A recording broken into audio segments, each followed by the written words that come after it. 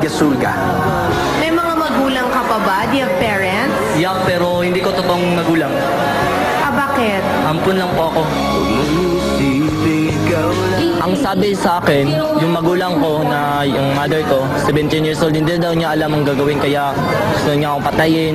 Pero kaya nilagay na lang ako sa cellophane, nilagay sa malapit sa church. Meron pa akong mga pusod. Naisip ko lang na anong ginawa niya sa akin pero wala tayong magawa kasi yan ang bumuhay sa atin. Salamat tayo. Sino nag-ampon sa'yo? Yung mga pastor, yung mga Sa simbahan? simbahan. Sa simbahan ka nakatira? Opo, sa likod. Simbahan. Oh, you're like Santino. Anong gagawin mo for us? Human beatbox. Good luck, Harold.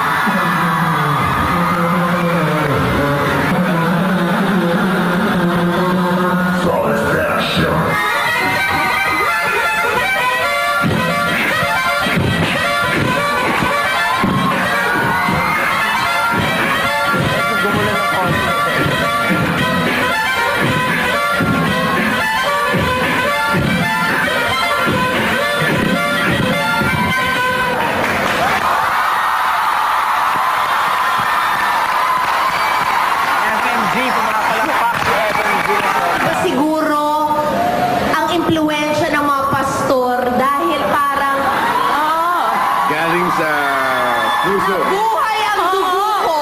At saka, yung umpisa mo, parang hindi ikaw. Parang robot talaga yung nagsasalita. Parang, nagulat ako. You're really amazing. Ang galing mo. Thank you, thank you.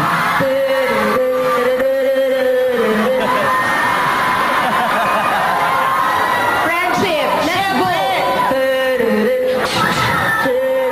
Yes! Sabi na ng boss namin, amazing ka eh. Di yes na yes! Thank you. So yes, too, for me. Isa nga ulit yung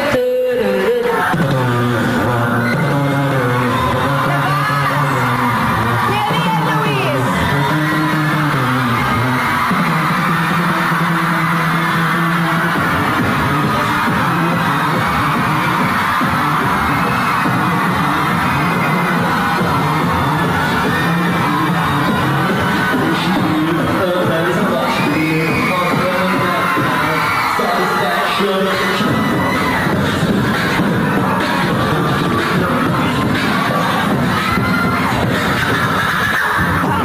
Malapit kay bro at malupit ang talent.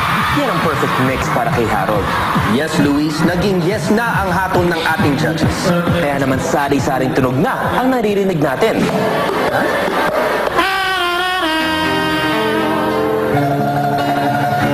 Abangan na lang natin sa pagbabalik ng Pilipinas Got Talent.